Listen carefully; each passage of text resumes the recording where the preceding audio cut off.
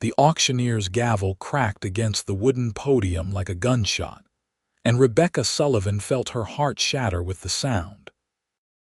Standing in the dusty main street of Alta, Wyoming territory, in the sweltering August heat of 1878, she watched as strangers gathered to bid on the only home she had ever known. The 2-room cabin and 40 acres of scrubland had been in her family since her parents had staked their claim 15 years ago, back when she was just a child. Now at 23, she stood alone, her father dead from fever 2 winters past, and her mother gone just 3 months ago from the same cruel illness. The debts they had accumulated trying to save the failing cattle operation had piled up faster than she could manage, and Arnold Pemberton, the banker with his slicked-back hair and calculating eyes, had wasted no time in calling those debts due. Rebecca's calico dress hung loose on her thin frame, the fabric faded from too many washings and too much sun.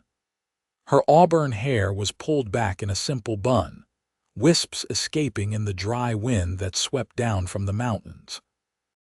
She stood at the edge of the crowd, unable to look away even though every fiber of her being screamed to run, to hide, to be anywhere but here watching her life dismantled piece by piece. "We will start the bidding at $500, Pemberton announced, his voice carrying across the assembled crowd. He stood beside the auctioneer, a thin smile playing at his lips. Rebecca knew that smile. It was the same one he had worn when he had come to her door 6 weeks ago, telling her that her time was up, that the bank would be seizing the property. She had begged for more time, promised she would find a way to pay, but he had been unmoved. Some said Pemberton wanted the land for himself, that he had been buying up properties all along the valley, building his own empire one foreclosure at a time. The crowd murmured, and a few hands went up. Rebecca recognized most of the faces. There was Thomas Crawford, who owned the general store and had always looked at her land with covetous eyes. There was Edward Hartley, a rancher from the next valley over who was constantly expanding his holdings. And there were others, speculators and opportunists drawn by the prospect of cheap land. "550, Crawford called out. 600, Hartley countered. Rebecca's hands clenched at her sides, her nails digging into her palms. She had nowhere to go, no family left to take her in. She had spent the last 6 weeks trying to find work, trying to scrape together enough money to at least pay down the debt. But women's work in Alta paid pennies, and $40 a month as a seamstress would take years to clear what she owed. The total debt was nearly $3,000, an impossible sum accumulated from loans for seed, equipment, veterinary care for sick cattle, and finally the desperate borrowing to pay for medicine that had not saved her mother in the end. 700, someone else bid. The numbers climbed higher, and with each increment, Rebecca felt herself disappearing, becoming less real, less substantial. Soon she would be nothing, a ghost with no home, no past, no future. She had packed her few belongings that morning into a single trunk, not knowing where she would take them. Perhaps the boarding house would let her stay a few nights until she figured something out, though she had barely enough coins for even that. The bidding reached $1,000, then $1,200. Crawford dropped out, shaking his head.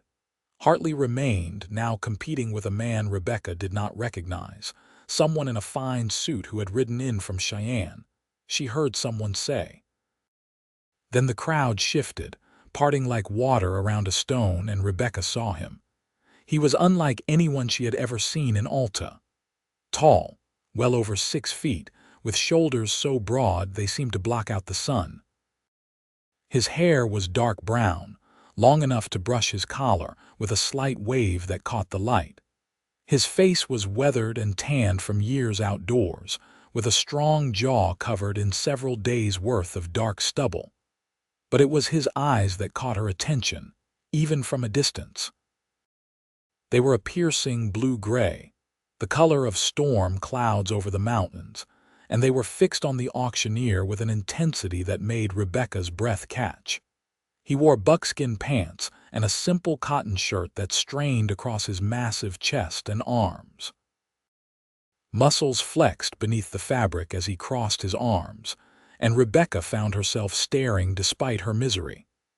He looked wild, untamed, like he belonged more to the mountains rising behind the town than to civilization.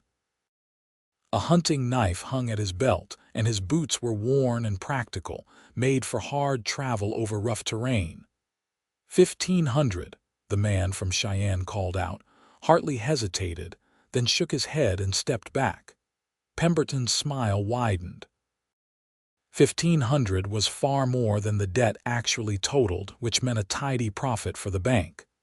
$1,500, the auctioneer repeated. Going once, going twice, 3,000. The voice was deep, rough-edged, with the kind of quiet authority that made everyone stop and listen. It came from the tall man with the long hair, who had not moved from his spot at the edge of the crowd but whose words carried clear and strong. A collective gasp went through the gathering. Pemberton's smile faltered. The man from Cheyenne turned to stare, his mouth falling open. "Did you say 3,000, sir?" the auctioneer asked, his voice rising in disbelief. "I did." The mountain man stepped forward, moving with a fluid grace that seemed impossible for someone his size. The crowd parted before him, people stepping aside instinctively. As he moved into the open space before the podium, Rebecca got a better look at him.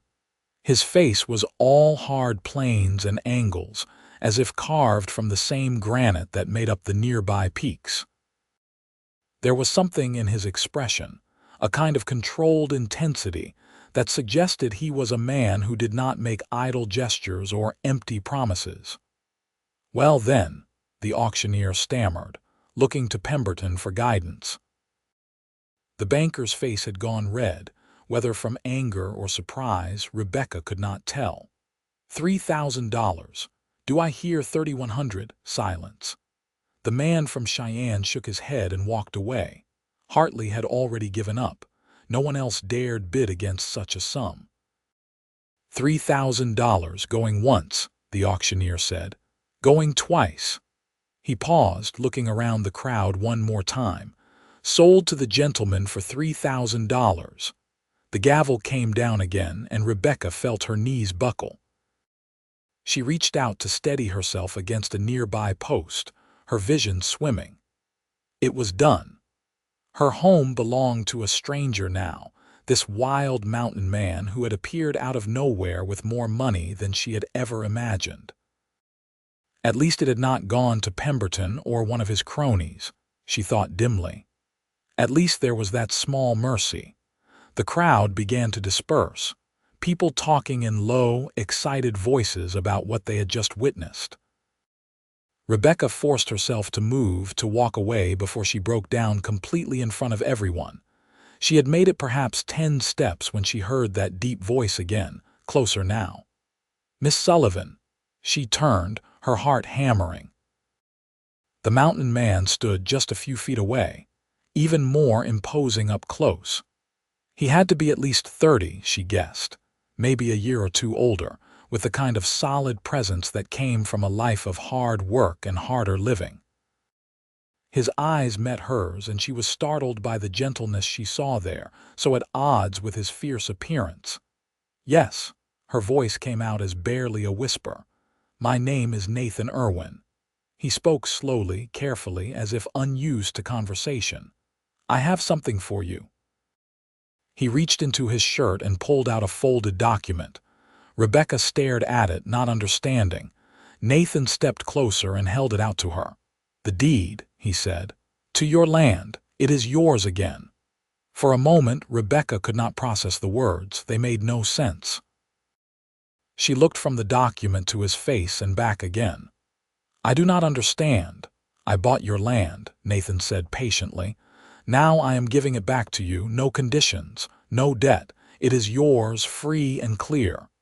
The world seemed to tilt. Rebecca reached out and took the deed with trembling hands, unfolding it to see her name written there in official script. Rebecca Sullivan, sole owner of 40 acres and improvements thereon. It was real. The paper was thick and real in her hands, the ink still fresh where the transaction had been recorded. But why? The question burst from her before she could stop it. You do not even know me. Why would you do this? Something flickered across Nathan's face, an emotion too quick to read. He was quiet for a long moment, and when he spoke, his voice was even rougher than before. I know what it is to lose everything. I know what it is to have nowhere to go, to feel the ground disappear beneath your feet. I would not wish that on anyone, least of all a woman alone with no one to help her.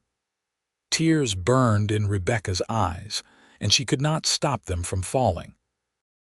She had not cried during the auction, had held herself together through sheer force of will, but now the enormity of what had just happened crashed over her like a wave. A sob escaped her throat, then another, and suddenly she was crying in great gasping heaves, unable to stop, unable to do anything but stand there in the middle of the street with the deed clutched to her chest. "Thank you," she managed to choke out between sobs. Thank you, I do not know how to thank you." Nathan looked uncomfortable with her tears but did not back away. Instead, he pulled a handkerchief from his pocket, surprisingly clean, and offered it to her. "No need for thanks. I just did what was right." Rebecca took the handkerchief and pressed it to her face, trying to regain control of herself. People were staring now, curious about the scene unfolding on the street. She could see Pemberton standing by the bank, his expression thunderous. He said something to the auctioneer, who shrugged helplessly. There was nothing the banker could do. The sale was legal and final, and what Nathan did with the property afterward was his own business. When she had calmed enough to speak properly, Rebecca looked up at Nathan again. He was watching her with those storm cloud eyes, patient and steady. "I do not know how I can ever repay you for what you have done." "There is no debt between us," Nathan said firmly. "Consider it a gift, one stranger to another." "But $3,000, Rebecca protested. "That is a fortune. Surely you must want something in return." Nathan's jaw tightened. "I want nothing except to know that you have your home back. That is enough for me." Before Rebecca could respond, Pemberton appeared, striding toward them with anger written across his face. "Irwin," he said sharply, "I do not know what game you are playing, but you should know that Miss Sullivan still owes the bank for supplies taken on credit at the general store. That debt remains, and I will be collecting on it." Rebecca's heart sank. She had forgotten about the store credit, the small amount she had borrowed over the past few months for flour and sugar and cloth. Maybe $50 total, but it might as well have been $500 for all that she had the means to pay it. Nathan turned to face the banker, and Rebecca saw Pemberton take an involuntary step back. There was something dangerous in Nathan's stillness, like a cougar about to spring. "How much?" he asked quietly. $47.32, Pemberton said, though his voice had lost some of its bluster. Nathan reached into his pocket and pulled out a leather pouch. He counted out bills and coins, then held them out. "Here is $50. Consider her account settled and closed." Pemberton snatched the money, his face mottled with rage and humiliation. "This is not over," he said, though whether he was speaking to Nathan or Rebecca was unclear. He turned on his heel and stalked away, his back rigid with anger. Nathan watched him go, then turned back to Rebecca. "You will have no more trouble from him. I have made sure of that." Rebecca felt dizzy again, overwhelmed by the sudden reversal of her fortunes. Just an hour ago she had been homeless and hopeless.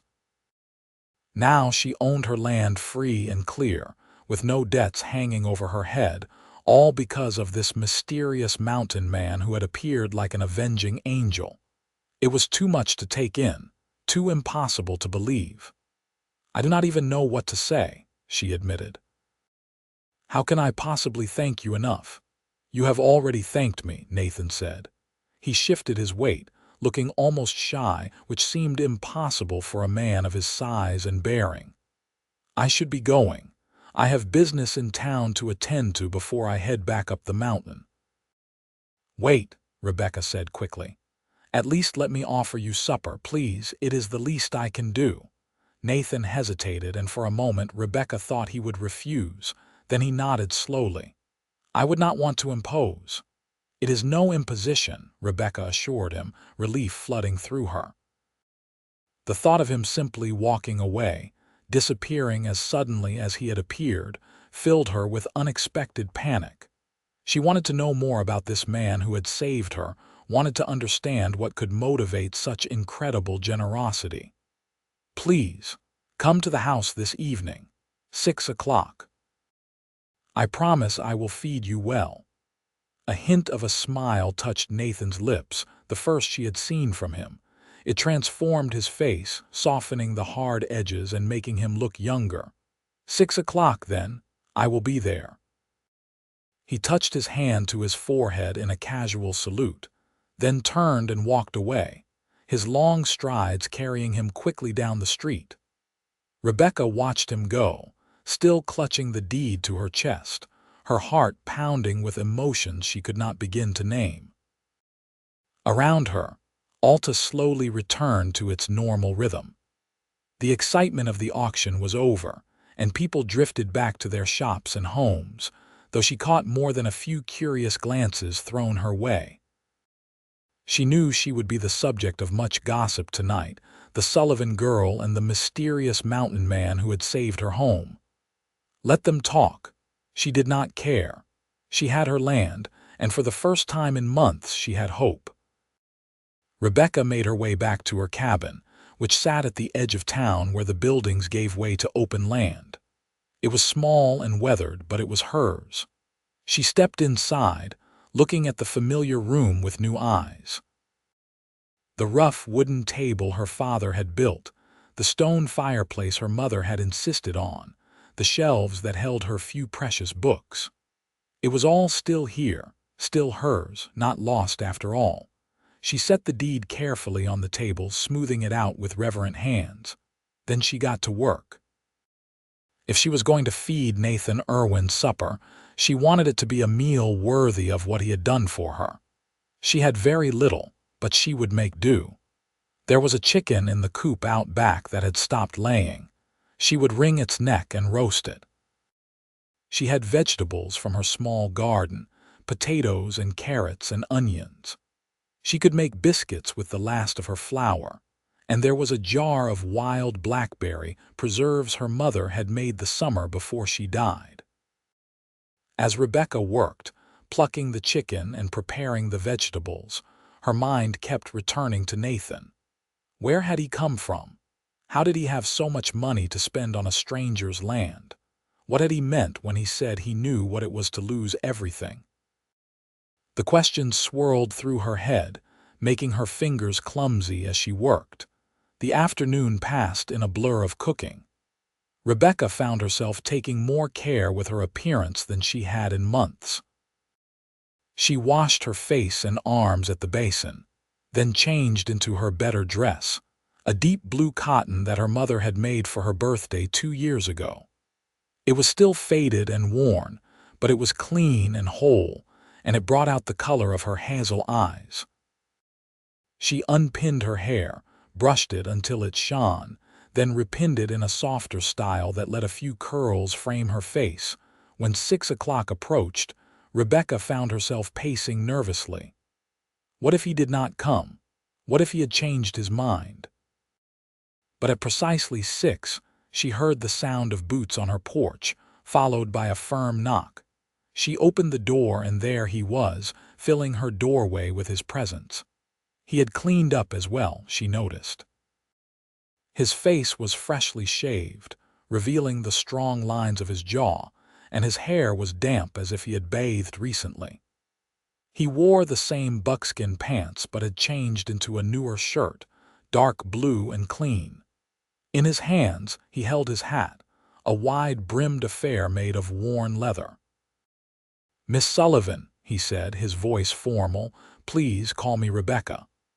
She stepped aside to let him in. "And thank you for coming." Nathan ducked through the doorway and entered the cabin. He looked around, taking in the simple furnishings with those observant eyes. "You have a good home here," he said. "Solid construction. Your father built this." "He did," Rebecca confirmed, pleased that he had noticed. "He was a carpenter before he came west. He knew how to build things to last. It shows." Nathan turned to her, and in the confined space of the cabin, Rebecca was struck anew by his sheer size. The top of her head barely reached his shoulder, and his shoulders were so broad they seemed to take up half the room. But despite his imposing presence, she felt no fear. There was something fundamentally safe about Nathan Irwin, something that told her he would never use his strength to hurt anyone weaker than himself. "Please sit," Rebecca said, gesturing to the table. "Supper is ready." Nathan sat, moving carefully as if afraid he might break the chair.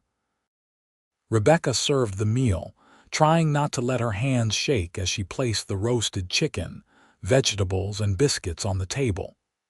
It was simple fare, but it smelled good, and she was proud of what she had managed to prepare.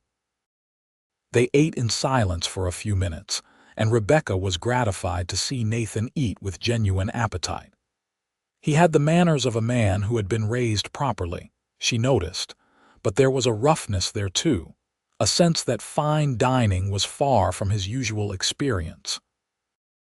"This is excellent," Nathan said after he had finished his first helping. "I have not had a meal this good in longer than I can remember."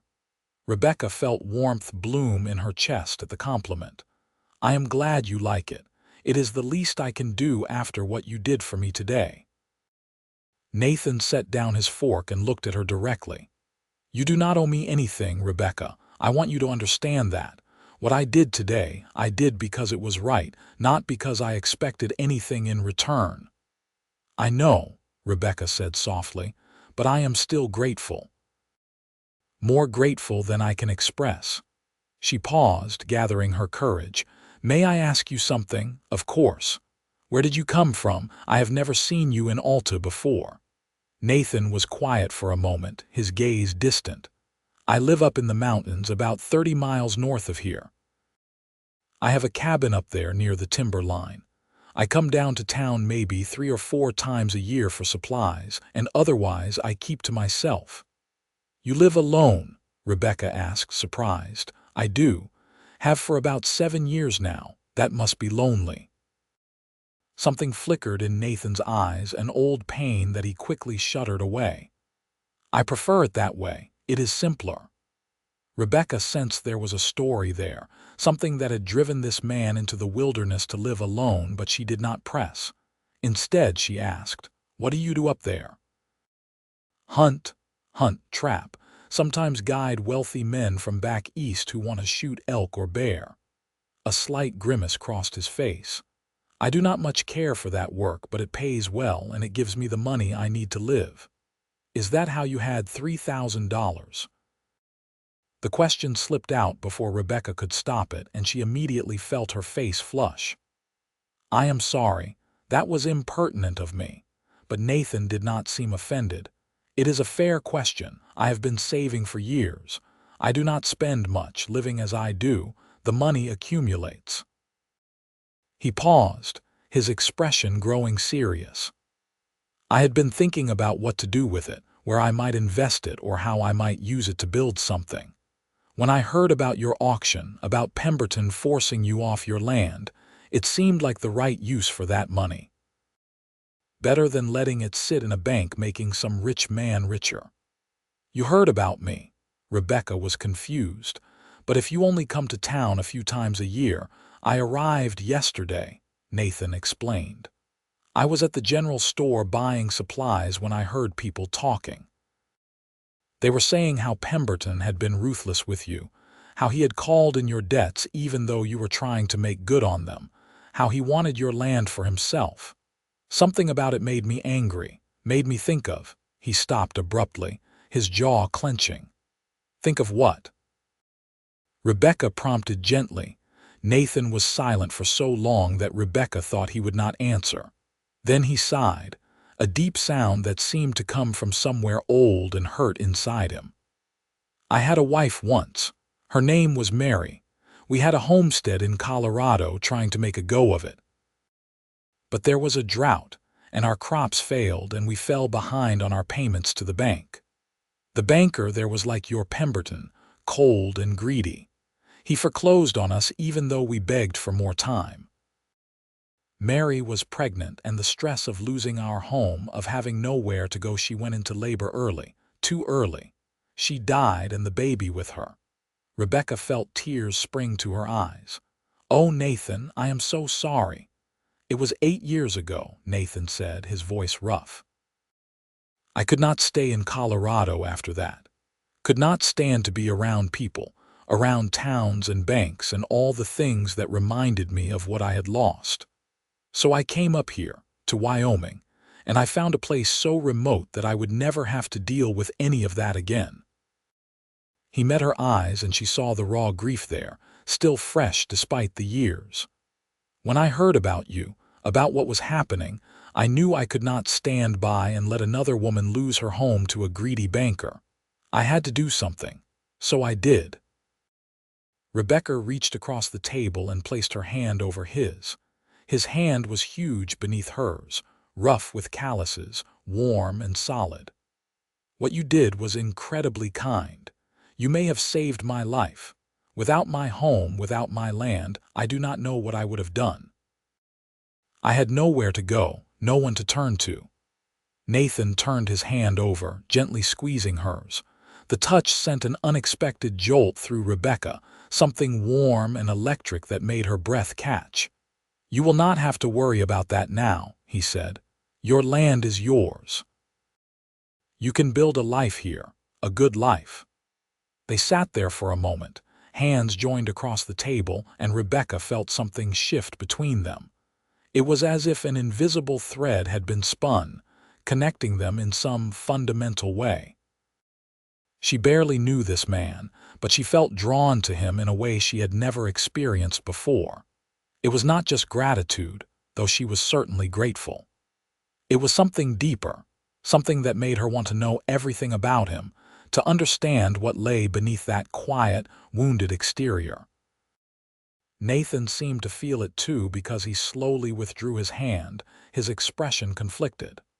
I should go, he said, though he did not move to stand.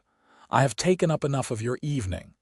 You do not have to leave, Rebecca said quickly. I mean, if you do not want to, I could make coffee. We could talk more. Nathan studied her face as if trying to read her intentions. Are you sure? I do not want to overstay my welcome.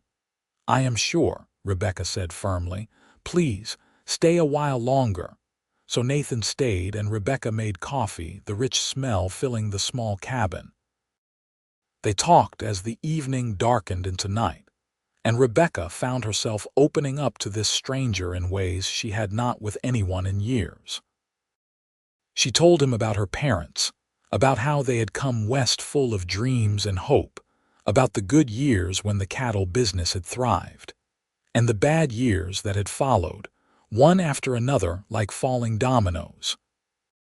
She told him about watching her father waste away from fever, about holding her mother's hand as she took her last breath, about the crushing loneliness of the months that had followed.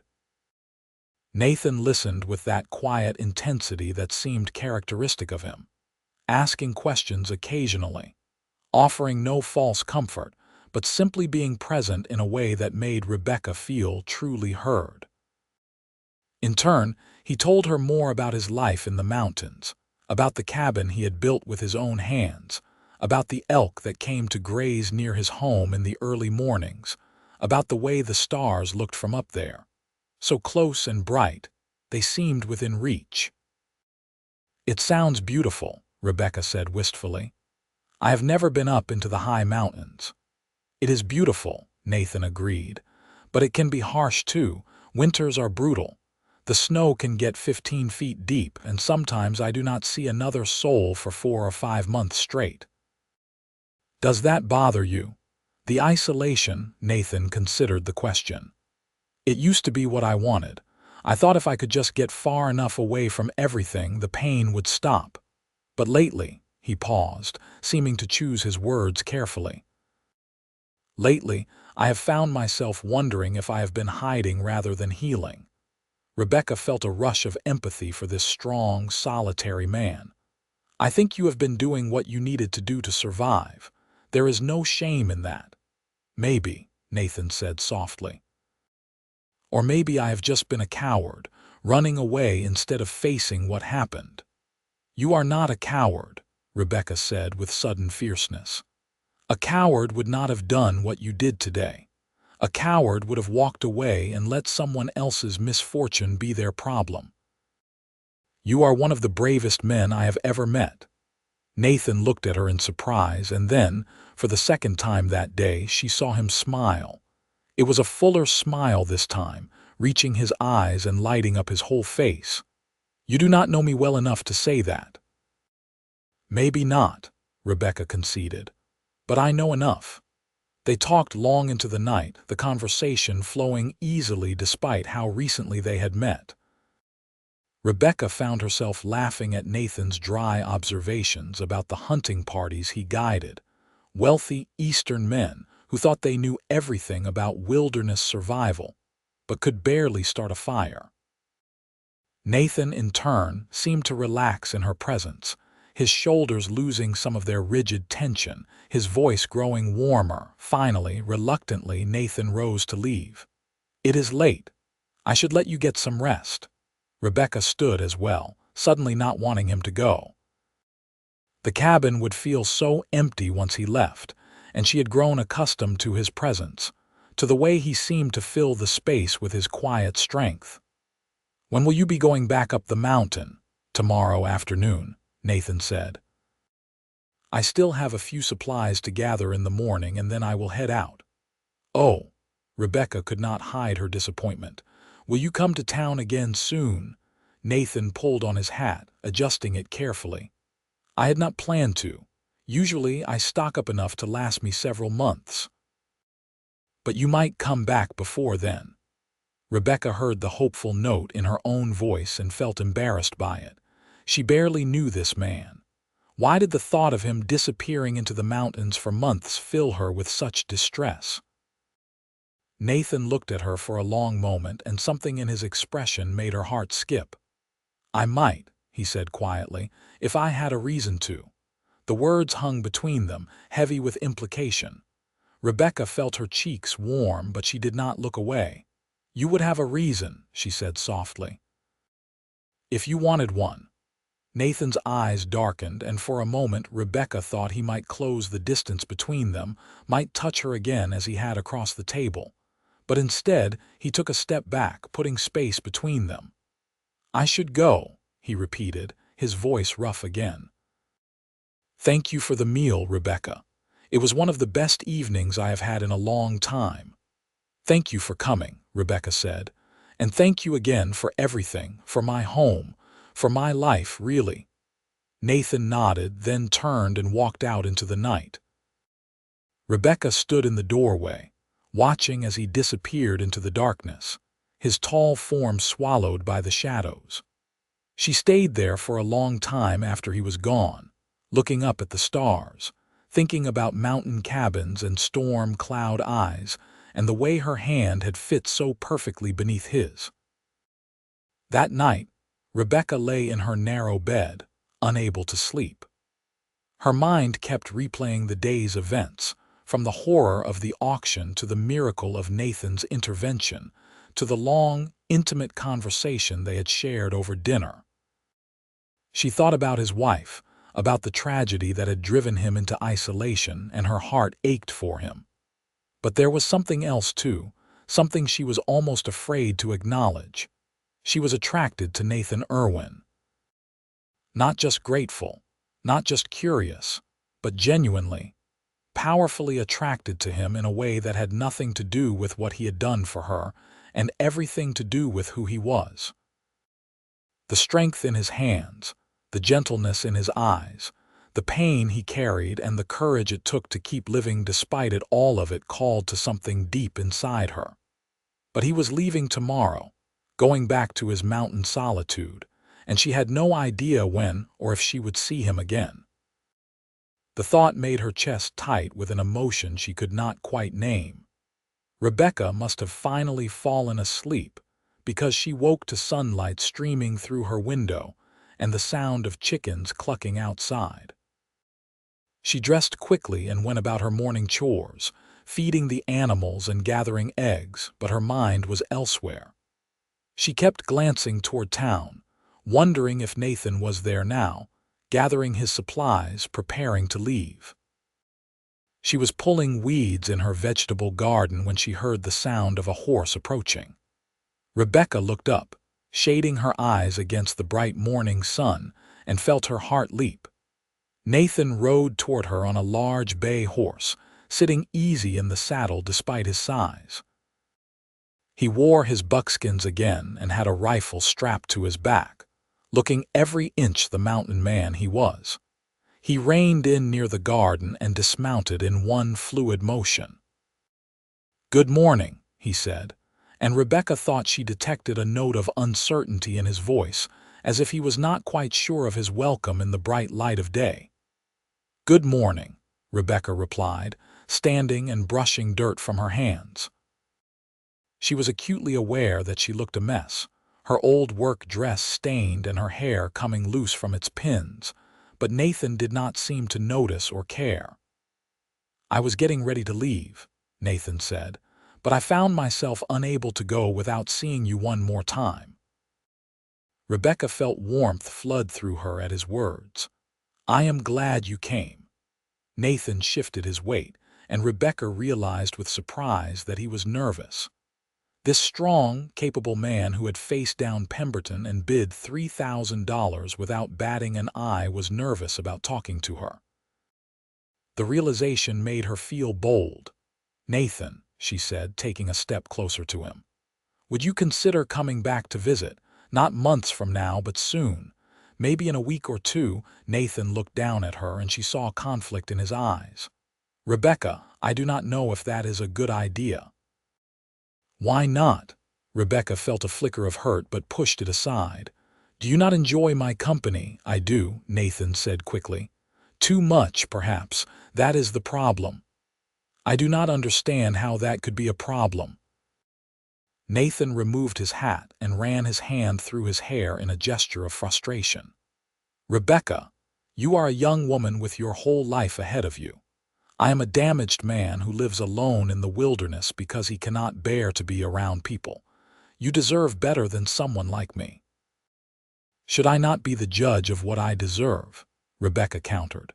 She was surprised by her own courage, by the way the words came tumbling out without fear or hesitation. "I think what I deserve is the chance to know you better, to spend more time with you. Is that so terrible?" "You barely know me," Nathan protested, but his voice lacked conviction. "Then let me get to know you," Rebecca said. She reached out and took his hand, the one not holding his hat, and held it between both of hers. "Please, Nathan, I am not asking for promises or commitments. I am just asking for a chance. Come back in 2 weeks. Have supper with me again. Let us see where this might lead." Nathan looked down at their joined hands, and Rebecca saw the moment his resolve began to crumble. 2 weeks, he said finally. "I will come back in 2 weeks." Joy bloomed in Rebecca's chest, so intense it almost hurt. "Do you promise?" "I promise." Nathan squeezed her hands gently, then reluctantly released them. "I need to go now. The trail is long and I want to make it back before dark." "Be safe," Rebecca said. "And Nathan, thank you for everything." Nathan put his hat back on, his expression softening. "Take care of yourself, Rebecca. And if you need anything at all, you send word to the general store. Thomas Crawford knows how to reach me in an emergency." Rebecca nodded, not trusting herself to speak around the lump in her throat. She watched as Nathan mounted his horse, sitting tall in the saddle. He looked down at her one last time, and the intensity in his gaze made her shiver despite the warm morning sun.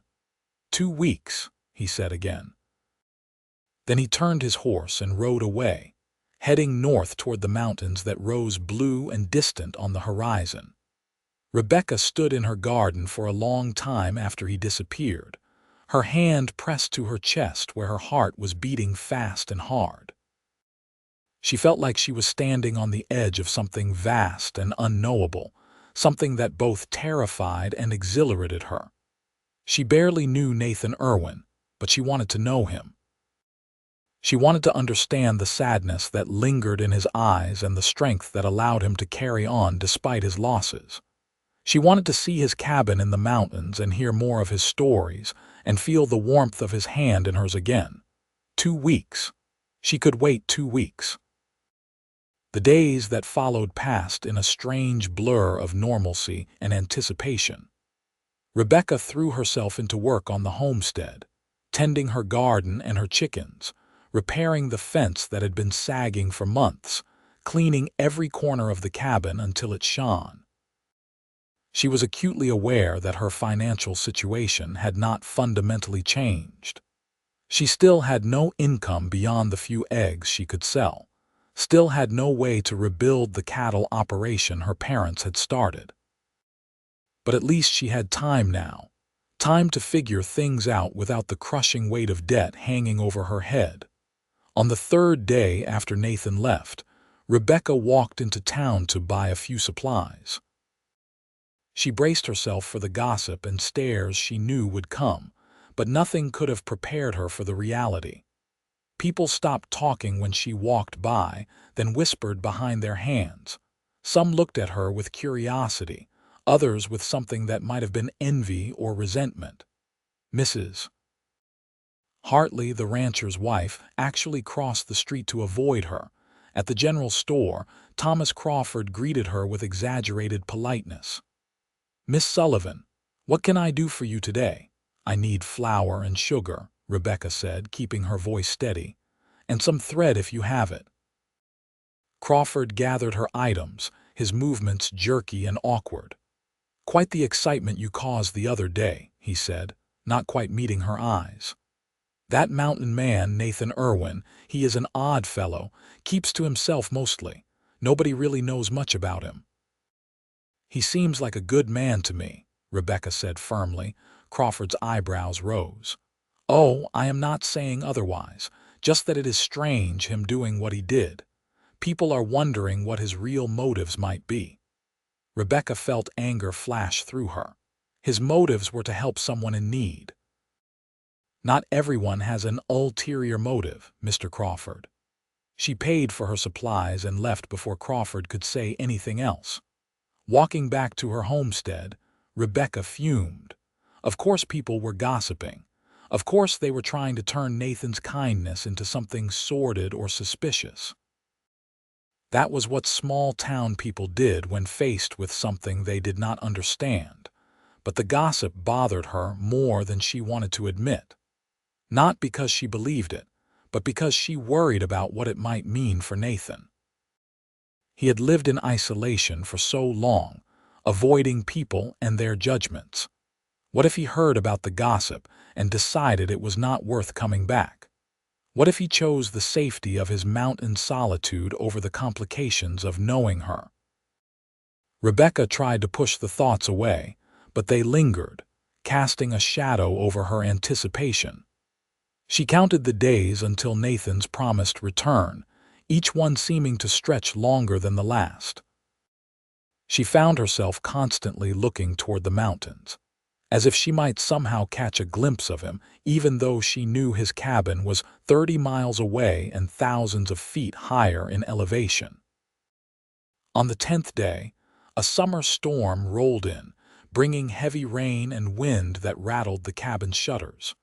Rebecca lay awake that night listening to the thunder and worrying about Nathan alone in his cabin up in the mountains. Was he warm? Was he safe? The questions plagued her.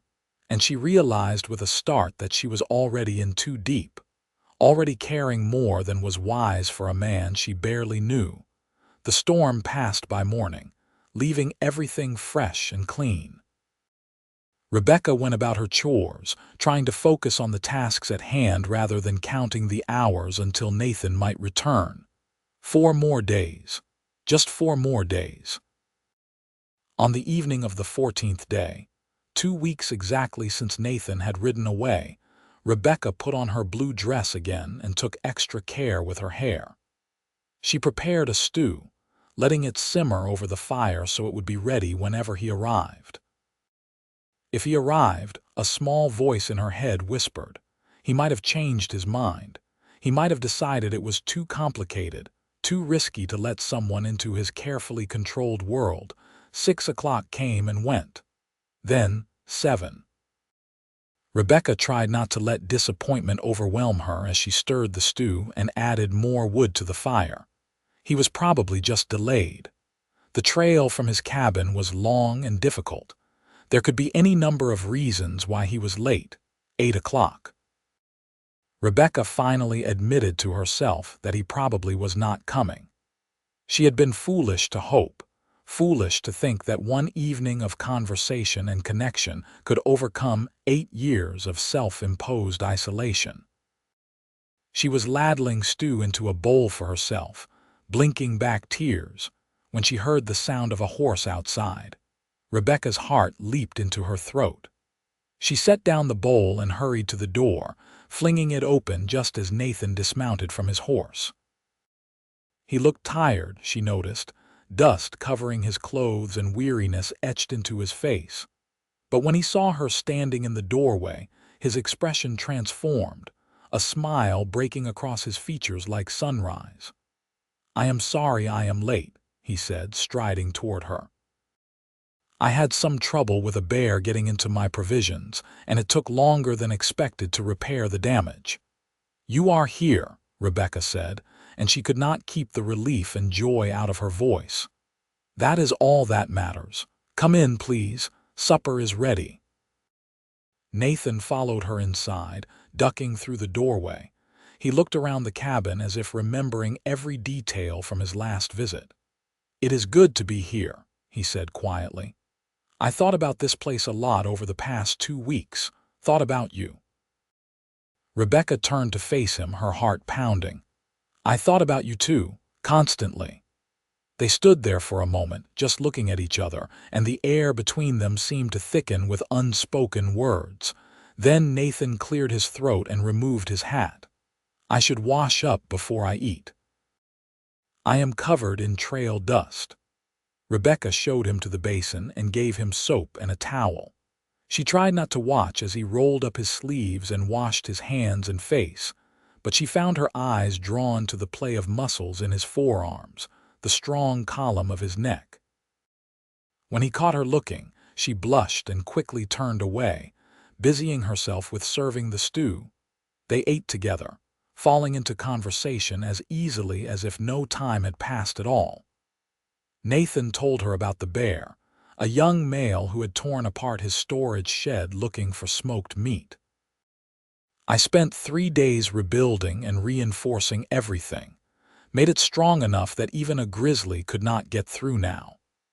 Rebecca told him about her week, about the work she had done on the homestead and carefully not mentioning the gossip in town. Nathan listened with that focused attention that made her feel like the most important person in the world. After supper, they sat outside on the porch as the sun set, painting the sky in shades of gold and pink. The air was cool and clean after the recent rain, and Rebecca wrapped a shawl around her shoulders against the chill.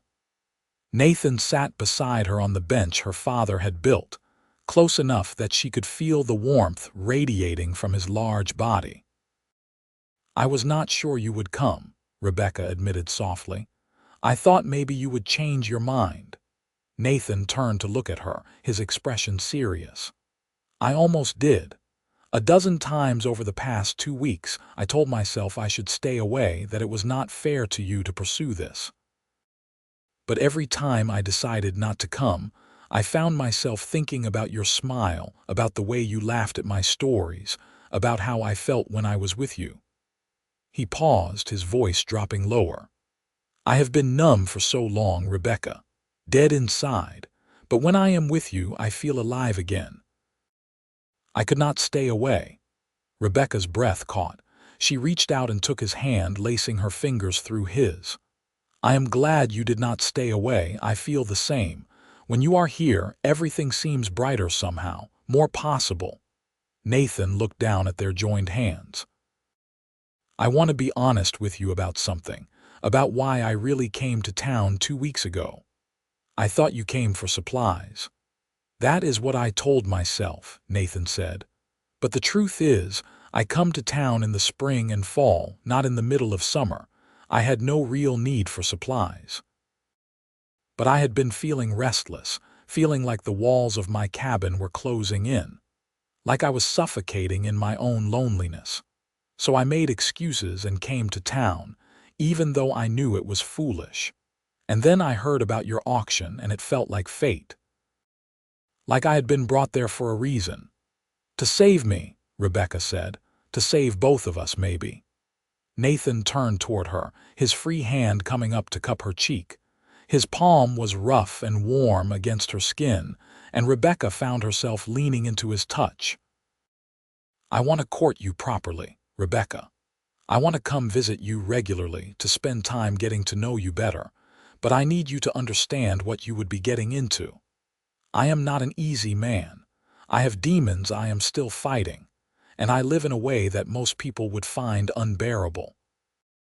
If we pursue this, if we let this grow into something more, you need to know all of that." "I know enough," Rebecca said. She turned her head slightly and pressed a kiss to his palm. "I know you are kind and generous and brave. I know you understand loss and grief, which means you understand me in ways most people never could. And I know that when I am with you, I feel safe and seen and valued. That is enough for me." Nathan's eyes darkened, and he leaned closer. Rebecca's heart raced as she realized he was going to kiss her. His hand slid from her cheek to the back of her neck, his fingers tangling gently in her hair. Then his lips met hers, soft and careful at first, as if he was afraid she might break. Rebecca had been kissed before, but never like this. Never with such restrained intensity, such controlled passion. She kissed him back, her free hand coming up to rest against his chest. She could feel his heart pounding beneath her palm, matching the frantic rhythm of her own. When they finally pulled apart, both of them were breathing hard. Nathan rested his forehead against hers, his eyes closed. "I have wanted to do that since the moment I saw you standing in the street during the auction," he admitted, "looking so brave and lost at the same time." "I have wanted you to," Rebecca confessed. "Even though I knew it was too soon, too fast. I could not help it."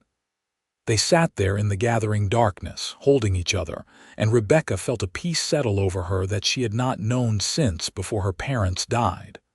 For the first time in a long time, she was not alone. She had someone who cared about her, someone strong and good who made her feel cherished. Nathan stayed late into the night, and they talked about everything and nothing. He told her more about his life before Mary died, about growing up in Pennsylvania as the son of a blacksmith, about learning to hunt and track from his grandfather. Rebecca shared memories of her childhood, of the long journey west in a covered wagon, of the wonder and terror of seeing the mountains for the first time. When Nathan finally left, riding away into the darkness with a promise to return in another week, Rebecca stood on her porch and felt tears slide down her cheeks. But they were good tears, tears of hope and happiness rather than grief and despair. The following weeks fell into a pattern. Nathan would ride down from his cabin once a week, arriving in the evening and staying late into the night. They would share meals and conversation, and always, there were those moments of physical connection that left Rebecca breathless. A touch of hands, a brush of lips, sitting close together on the porch, Nathan's arm around her shoulders. With each visit, Nathan opened up more, sharing stories he had clearly kept buried for years. He told her about Mary, about the dreams they had shared and the plans they had made. He told her about the guilt he still carried, the feeling that he should have done more, found a way to save her. "It was not your fault," Rebecca told him fiercely one evening after he had shared a particularly painful memory. "You did everything you could. Sometimes terrible things happen and it is not anyone's fault. It is just cruel chance." Nathan had looked at her with such gratitude and something deeper, something that made Rebecca's heart skip. "How did you get so wise?" he asked softly. "I learned from losing my parents," Rebecca replied. "I spent months blaming myself, thinking if I had just done things differently, been smarter about money or more insistent about doctors, they might still be alive. But eventually, I realized that I did my best, and sometimes your best is not enough to change the outcome. All you can do is keep living, keep trying to find reasons to get up each morning." As the summer progressed into fall, Rebecca noticed changes in Nathan. He smiled more easily now, laughed more often. The haunted look that had lurked in his eyes when she first met him was fading, replaced by something lighter. He was healing, she realized, and the knowledge filled her with quiet joy. But Rebecca was also aware that their relationship existed in a kind of bubble, separate from the rest of the world. Nathan came to her homestead, and they spent time together there, but he never invited her to his cabin, and she never suggested going into town with him. It was as if they both knew that bringing their relationship into the open would invite complications they were not ready to face.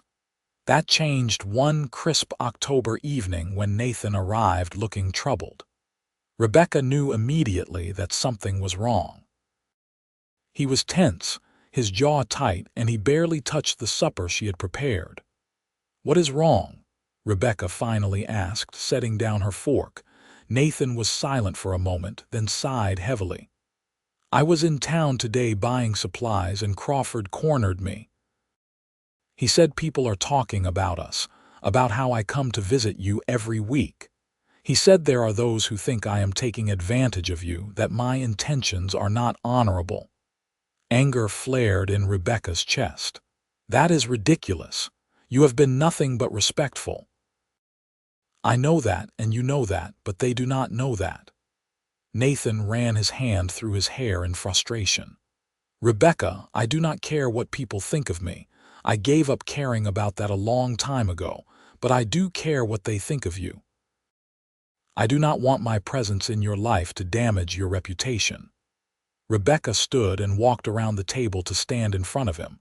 She took his face in her hands, forcing him to meet her eyes. "Nathan Irwin, listen to me. I do not care what the gossips in Alta think. The people in this town did nothing to help me when I was facing the loss of my home. You were the one who stepped in. You were the one who saved me.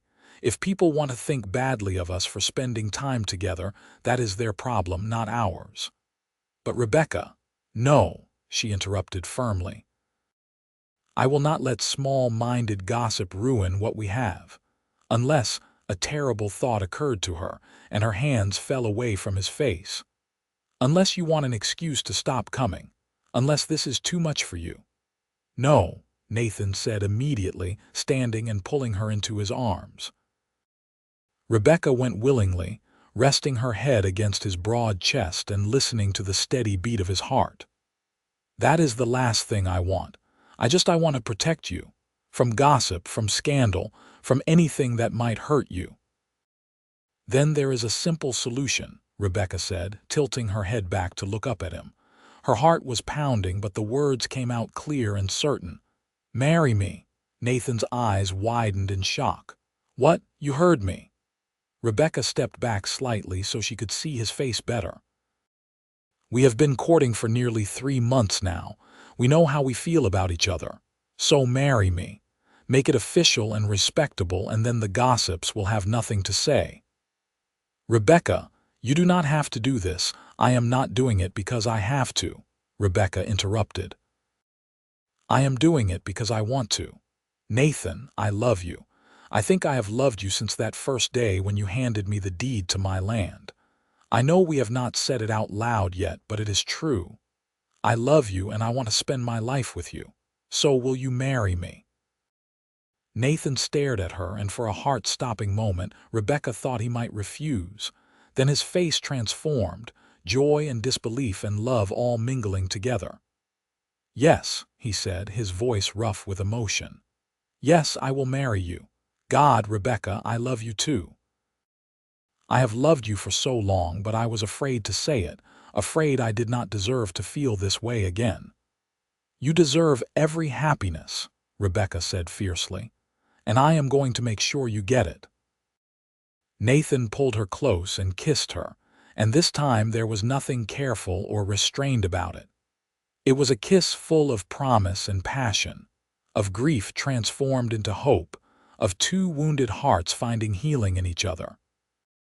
When they finally pulled apart, both breathless, Nathan kept his arms around Rebecca as if afraid to let her go. I do not have much to offer you, he said. Just a cabin in the mountains and a life that is rough and isolated. That sounds perfect to me, Rebecca said honestly. But what about my homestead? I do not want to abandon it. Nathan thought for a moment. We could keep both places. Spend summers here where you can tend your garden and maintain the property. Spend winters at my cabin where it is easier to weather the harsh cold. The cabin is more secure, better insulated. That could work, Rebecca agreed, her mind already spinning with possibilities. We could run cattle on this land in the summer, bring them down from the high pastures. We could build something here, something real. We could build a life, Nathan said softly. Together. They were married 3 days later by the circuit preacher who happened to be passing through Alta. It was a simple ceremony held in the small church at the edge of town, with Thomas Crawford and his wife serving as reluctant witnesses. Rebecca wore her blue dress and a wreath of late-season wildflowers in her hair. Nathan wore his best shirt and looked terrified and happy in equal measure.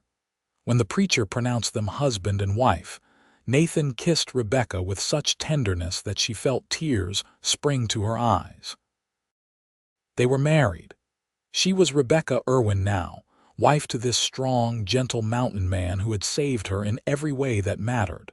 The gossips in town were indeed silenced by the marriage, though Rebecca caught more than a few surprised and speculative looks as she and Nathan left the church. Mrs. Hartley actually approached them, offering stiff congratulations and a comment about how sudden it all was. Rebecca smiled sweetly and thanked her, Nathan's hand warm and secure around hers. They spent their wedding night in Rebecca's cabin, which now belonged to both of them. Nathan was gentle with her, patient and careful, and Rebecca felt cherished in a way she had never imagined possible. Afterward, lying in his arms with her head on his chest, she felt complete in a way she had not since before her parents died. I never thought I would feel this way again, Nathan murmured into the darkness. Happy, content, like I have a future worth living. We both have a future now, Rebecca said. Together. They spent the next week at the homestead, and Nathan proved himself handy at repairs. He fixed the sagging fence, reinforced the chicken coop, and started planning improvements they could make before winter set in. Rebecca watched him work, admiring the play of muscles beneath his shirt, the capable way he handled tools, the focus and intensity he brought to even simple tasks. In the evenings, they would sit on the porch together, watching the sun set behind the mountains. Nathan would tell her about the cabin they would soon travel to, about the life they would build there during the winter months. He described the view from his front door, the way the snow sparkled like diamonds in the morning light, the silence that was so complete you could hear your own heartbeat. It sounds magical, Rebecca said. It was lonely before, Nathan admitted, but with you there, it will be home. They made the journey to Nathan's cabin in early November, before the first serious snows fell. Rebecca rode her mare while Nathan led a pack horse loaded with supplies. The trail was steep and challenging, winding through dense forest and across rocky slopes. But Rebecca felt alive in a way she never had before, breathing the clean mountain air and marveling at the towering peaks that surrounded them. When they finally emerged into the clearing where Nathan's cabin stood, Rebecca caught her breath. It was beautiful.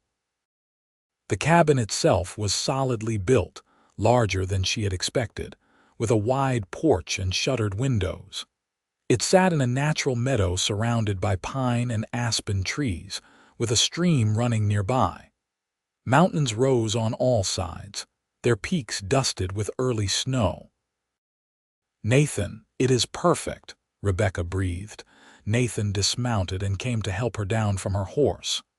"It was just a place to hide before," he said quietly.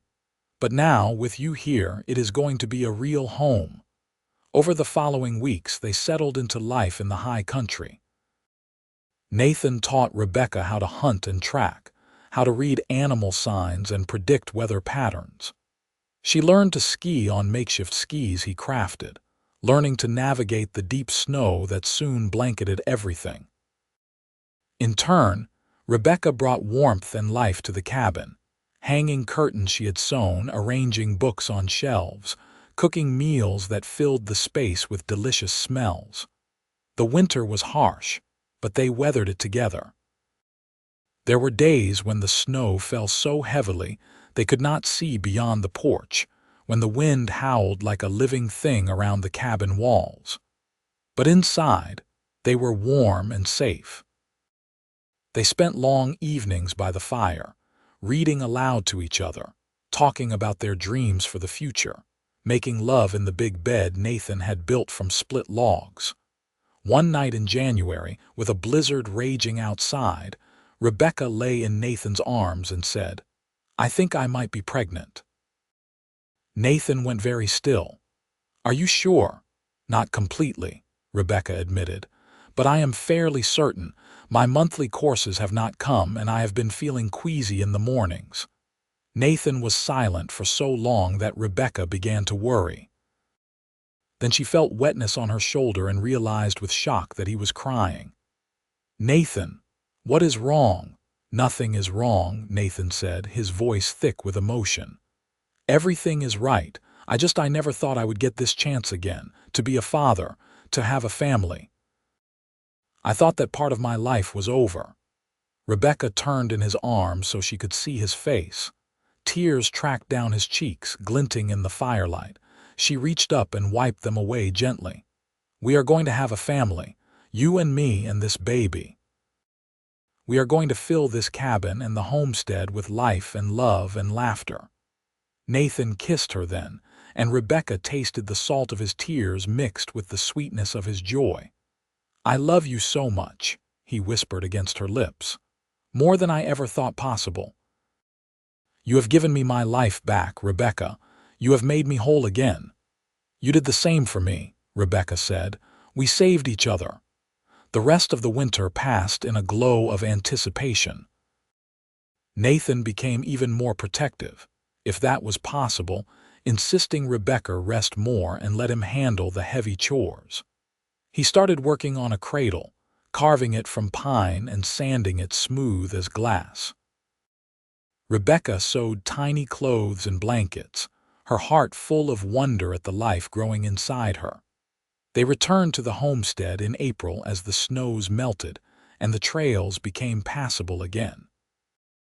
Nathan immediately set about making improvements, adding a room to the cabin for the baby and building a proper barn. Rebecca planted her garden with extra care, knowing she would need to preserve enough food to last through the following winter. In July, as the summer heat baked the valley and the mountains stood clear and blue on the horizon, Rebecca went into labor. Nathan rode to Alta to fetch the midwife, a capable woman named Mrs. Jemerson, and then paced outside like a caged animal while Rebecca labored inside. The birth was long and difficult, but finally, as the sun was setting, Rebecca heard the most beautiful sound in the world, the sharp cry of a newborn baby. Mrs. Jemerson cleaned the infant and wrapped it in a blanket, then brought it to Rebecca with a smile. "You have a son, Mrs. Irwin. A big, healthy boy." Rebecca took her son in her arms, tears streaming down her face as she looked at his tiny, perfect features. He had dark hair like Nathan and a strong, healthy cry that filled the cabin. Nathan was allowed in then, and he approached the bed slowly, as if in a dream. When he saw the baby, his face crumpled, and he sank to his knees beside the bed. "He is beautiful," Nathan whispered, reaching out to touch the baby's tiny hand with one massive finger. The baby's fingers wrapped around Nathan's, holding tight. "He is perfect. Do you want to hold him?" Rebecca asked. Nathan nodded, unable to speak. Rebecca carefully transferred the baby to his father's arms, and Nathan held his son with infinite care, as if he were made of glass. "Hello, little one," Nathan said softly. "I am your father. And I promise you, I am going to love you and protect you and be the best father I can be for your entire life." Rebecca watched through tears as Nathan bonded with his son, this powerful man brought to his knees by love for a baby who weighed less than 8 pounds. "What should we name him?" she asked. Nathan looked up at her, his eyes shining. "I would like to name him James, after my father, if that is all right with you." "James Irwin," Rebecca said, testing the name. "It is perfect." They brought James to meet the people of Alta a few weeks later, and even the most persistent gossips had to admit that the Irwin family seemed genuinely happy. Rebecca noticed how people looked at Nathan differently now, with respect rather than suspicion. He was no longer the strange mountain man, but a husband and father, a man who had built a good life. The years that followed were full and rich. They continued their pattern of spending summers at the homestead and winters in the mountain cabin. James grew strong and healthy, learning to walk in the meadow outside the cabin, learning to ride before he could barely talk. When he was 3, Rebecca gave birth to a daughter they named Martha, after Rebecca's mother.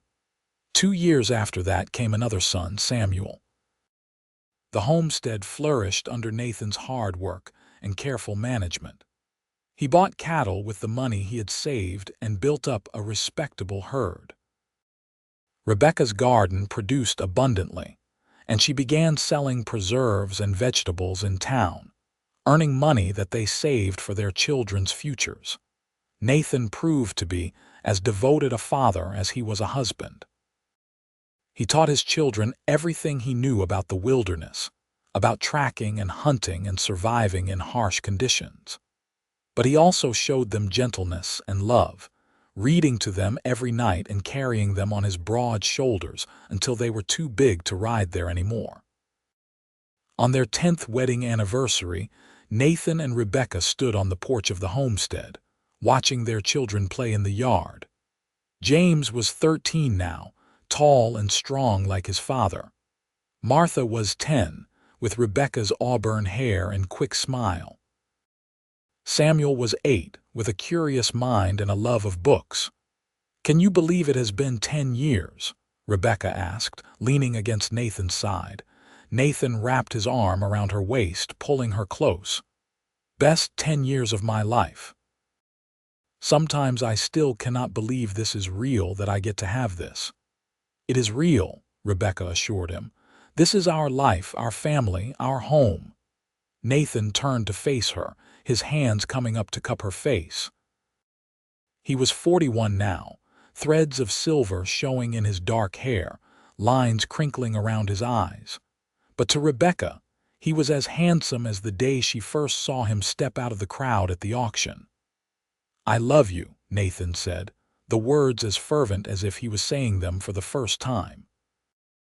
"I will love you until the day I die and beyond. You saved me, Rebecca. You gave me a reason to live again." "We saved each other," Rebecca corrected gently. "That is what love does. It saves us from ourselves." Nathan kissed her then, slow and deep. A kiss full of 10 years of shared history and a future that stretched bright and promising before them. When they finally pulled apart, their children were watching with varying degrees of amusement and embarrassment. "Papa, you are always kissing Mama," Martha complained, though she was smiling. "That is because your mother is the most beautiful woman in the world," Nathan said seriously. "And because I love her more than anything except you children." James rolled his eyes in the way only a 13-year-old could. "Can we eat supper now? I am starving." They all went inside together, the family filling the cabin with noise and laughter and life. As Rebecca set food on the table and Nathan herded the children to wash their hands, she paused for a moment to take it all in. This life they had built, this family they had created, this love that had grown from the ashes of loss and grief into something strong and enduring. She thought about that day 10 years ago, standing in the dusty street of Alta, watching her home being auctioned away. She thought about the despair she had felt, the certainty that her life was over. And then she thought about Nathan, stepping out of the crowd like an answer to a prayer she had not known how to speak. He had given her back her land, but more than that, he had given her hope. He had given her love. He had given her a future. And in return, she had given him the same. They had healed each other's wounds and built something beautiful from their shared pain. That night, after the children were asleep and the cabin was quiet, Rebecca and Nathan lay together in their bed, hands joined between them. Through the window, they could see the mountains rising dark against the star-filled sky. "You ever miss it?" Rebecca asked softly. "The solitude, the simplicity of your old life." Nathan squeezed her hand. "Not for a second. That was not living, Rebecca. That was just existing. This you, our children, this family we have built, this is living. This is everything." Rebecca smiled in the darkness. "I think about what would have happened if you had not been in town that day, if you had not heard about the auction, where I would be now." "But I was there," Nathan said. "Maybe it was fate. Maybe it was luck. Maybe it was God putting me in the right place at the right time. Whatever it was, I am grateful for it every single day." "So am I," Rebecca whispered. They fell asleep like that, hands joined, hearts aligned. Two people who had found each other when they both needed saving and had built a life more beautiful than either had ever dreamed possible. Years continued to pass, and the Irwin family grew and thrived. James eventually married a girl from Alta and built his own homestead on land adjacent to his parents. Martha became a teacher, bringing education to the children of the valley. Samuel went east to study medicine, then returned to set up practice in Alta, providing care to people who had once struggled as his parents had. Rebecca and Nathan grew older together, their hair turning gray, their faces marking the passage of time. But their love never dimmed. Even in their 60s, they could still be found sitting on the porch of the homestead or the mountain cabin, hands joined, watching the sunset together. When Nathan was 68, he fell ill with pneumonia during a particularly harsh winter in the mountains. For days, Rebecca tended him with fierce determination, refusing to let him go. She had already lost too much in her life. She could not lose him too. Nathan recovered, though it took months for him to regain his full strength. When he was finally well again, he held Rebecca close and said, "I am not ready to leave you yet. We have more sunsets to watch together." And they did. Many more years passed, years filled with grandchildren and great-grandchildren, with summers and winters in their two homes, with the quiet contentment that comes from a life well lived and fully shared. When Rebecca was 76, she suffered a stroke while working in her garden.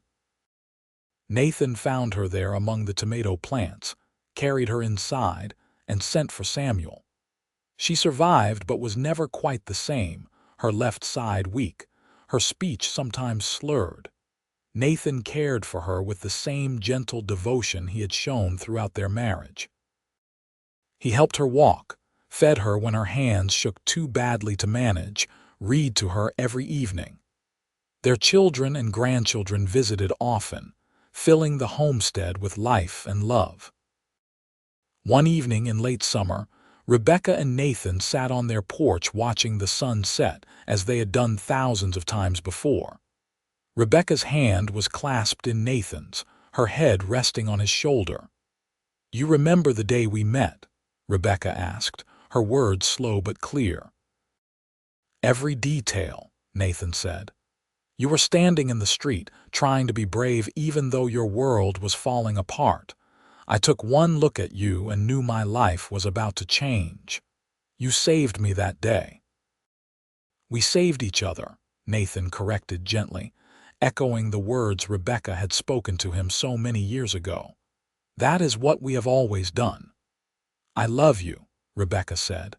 "I have loved you every day for over 50 years, and I will love you for whatever time we have left." "I love you too," Nathan said, kissing the top of her head. "More than words can express. You are my heart, Rebecca, you always have been." They sat there as the sun dipped below the mountains, painting the sky in shades of gold and crimson. Two people who had found each other in the wilderness and built a love that had lasted a lifetime. Rebecca passed peacefully in her sleep 2 years later, at the age of 78, with Nathan holding her hand. Nathan followed her just 6 months after that, his heart finally giving out as if it could not bear to keep beating without her. They were buried side by side on a hill overlooking the homestead, with the mountains rising eternal in the background. Their children, grandchildren, and great-grandchildren gathered to say goodbye, telling stories of the love story that had begun at an auction so many years ago. James, now in his 50s, stood at his parents' graves and told his own children about the day his father had bid $3,000 for a piece of land just to give it back to a woman he did not know. "That was the kind of man my father was," James said, his voice thick with emotion. "And my mother was the kind of woman who could see the heart beneath the rough exterior. They loved each other completely, and they taught all of us what real love looks like." The Irwin homestead stayed in the family for generations, passed down from parent to child, a testament to the love that had built it. The mountain cabin too remained, though it was eventually expanded and modernized. But the core of it, the logs that Nathan had cut and raised with his own hands, remained standing, strong and true. And sometimes, on quiet summer evenings when the sun sets behind the mountains and the air is still and golden, people say you can almost see them there, two figures sitting close together on the porch, hands joined, watching the sky turn colors. Just an old story, perhaps. Just a trick of the light. Or maybe it is the enduring echo of a love so strong that not even death could silence it. A reminder that sometimes, when two wounded souls find each other at exactly the right moment, they can create something that lasts forever. The story of Nathan and Rebecca Irwin became legend in Alta, Wyoming. A tale told and retold to illustrate the power of kindness, the possibility of second chances, and the transformative nature of love. It was a story of a banker who tried to take everything, a mountain man who gave it all back, and a woman who found in that gesture not just salvation, but a love that would define the rest of her life. It was, in every sense, a story worth remembering.